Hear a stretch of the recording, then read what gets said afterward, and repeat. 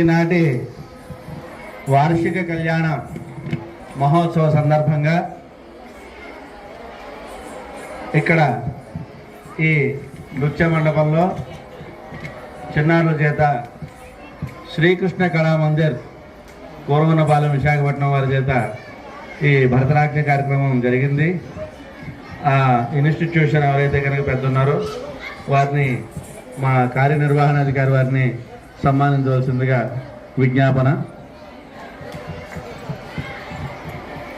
ఓం భద్రం కర్ణేభిః శృణుయామ దేవాః భద్రం పశ్యేమాక్షభిర్యజత్రాః స్థిరైరంగైః స్తుష్टुवागुंसस्तनूभिः यशेम देवहितं जदायुः स्वस्ति न इंद्रो वृद्धश्रवाः स्वस्ति न पूषा विश्ववेदाः स्वस्ति नस्तार्क्ष्यो